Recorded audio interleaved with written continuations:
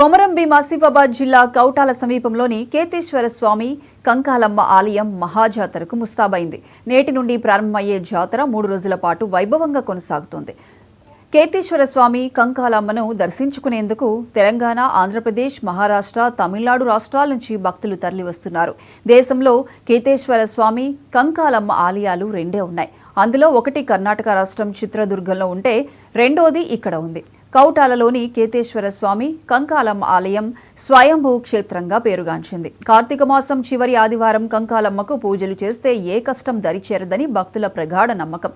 ఇక్కడ జరిగే జాతరకు కంకాలమ్మ, కేతేశ్వర స్వామికి దేవస్థానం తరపున పట్టు వస్త్రాలు సమర్పిస్తారు. ఈ కార్యక్రమం ఆలయ కమిటీ ఆధ్వర్యంలో బాజా భజంత్రీల నడుమ వైభవంగా నిర్వహిస్తుంటారు. జాతరకు వచ్చే భక్తులకు ఇబ్బందులు తలెత్తకుండా ఏర్పాట్లు చేశామని కమిటీ చైర్మన్ కనకయ్య తెలిపారు. ఎలాంటి అవాంఛనీయ సంఘటనలు జరగకుండా పోలీసులు భారీగా బందోబస్తు ఏర్పాటు చేశారు.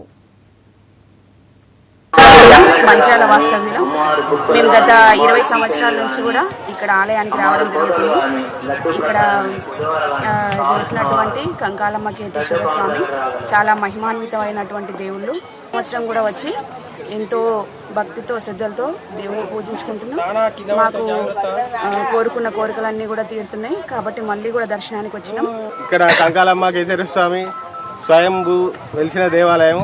ప్రతి సంవత్సరం మేము మంచిర్యాల మండలం నుంచి మేధావులందరూ వచ్చి దర్శనం చేసుకుంటాం. మాకు అనుకున్న కోరికలు అన్నీ తీరుతాయి. ఇక్కడ దేవాలయ ఆలయ కమిటీ కూడా చాలా సౌకర్యాలు చాలా బాగా చేసిండ్రు. ఎవరైనా భక్తులు ఏమైనా వచ్చి కోరికలు కోరుకుంటే అన్ని నెరవేరుతాయి. మేము గత 25 సంవత్సరాలుగా ఈ కౌటాల జాతరకు తరలి వస్తున్నాము.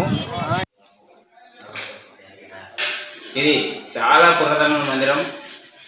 ఇది చరిత్రల ఆధార ప్రకారం 11వ శతాబ్దంలో 2వ ప్రతాపుడు కట్టారని చెప్పేసి చరిత్రలు చెప్తున్నాయి. ఇది చాలా మహిమాన్వితమైన మందిరం. ఇది పూర్తి శిథిలావస్థలో ఉన్నప్పుడు 2009లో దీన్ని పూర్తిగా మినరల్ వాటర్తో ఈ మందిర నిర్మాణం చేయడం జరిగింది. ఇక్కడ ఒక చుక్క కూడా నీరు దొరకదు. ఇప్పుడు మిషన్ భగీరథ వచ్చిన తర్వాత ఇక్కడ మనకు నీళ్లు అందుబాటులోకి వస్తున్నాయి. ఇక్కడ చాలా మహత్యం గల దేవత, చుట్టుపక్కల 100 గ్రామాల గ్రామ దేవత ఉన్నది.